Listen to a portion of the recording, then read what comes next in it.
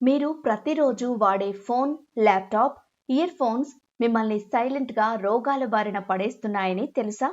అవును. మీ గ్యాడ్జెట్స్‌పై toilet seat కంటే 10 రెట్లు ఎక్కువ బ్యాక్టీరియా ఉంటుందని అరిజోనా యూనివర్సిటీ అధ్యయనంలో తేలింది. ఈ గ్యాడ్జెట్స్‌ను సురక్షితంగా ఎలా క్లీన్ చేయాలో ఇప్పుడు చూద్దాం.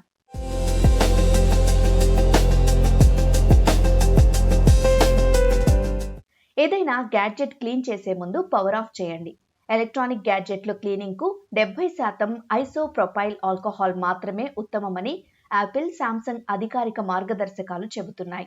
అయితే ఇక్కడ గుర్తుంచుకోవాల్సింది ఏంటంటే దీన్ని నేరుగా గ్యాడ్జెట్స్‌పై పోయకూడదు. మెత్తటి మైక్రో ఫైబర్ క్లాత్‌పై వేసి తుడవాలి. కీబోర్డ్లో ఇరుక్కునే ఫుడ్ వేస్ట్, దుమ్ము, ధూళి క్లీన్ చేయడానికి కంప్రెస్డ్ ఎయిర్ క్యాన్ లేదా హెయిర్ డ్రైయర్ను కోల్డ్ ఎయిర్ సెట్టింగ్లో వాడవచ్చు. ల్యాప్టాప్ స్క్రీన్లపై ఫింగర్ ప్రింట్స్ను తుడవడానికి వెనిగర్ వాడకూడదు. అది డిస్ప్లే ప్రొటెక్టివ్ కోటింగ్ను పూర్తిగా పాడు చేస్తుంది. కేవలం డిస్టిల్డ్ వాటర్తో తడిపిన మైక్రో ఫైబర్ క్లాత్నే వాడాలి. గ్లాస్ క్లీనర్లు, పేపర్ టవల్స్ వాడితే స్క్రీన్పై గీతలు పడే ప్రమాదం ఉంది.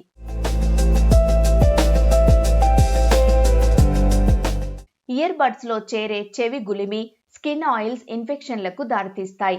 సిలికాన్ టిప్స్ విడిగా తీసి సబ్బు నీటిలో క్లీన్ చేయాలి. Apple air pads mesh clean చేయడానికి మైసెల్లార్ వాటర్ లాంటి ద్రవాలు వాడితే స్పీకర్లు పాడవుతాయి. పొడి కాటన్ స్వాబ్, సాఫ్ట్ బ్రష్తో మాత్రమే క్లీన్ చేయాలని యాపిల్ స్పష్టం చేస్తోంది.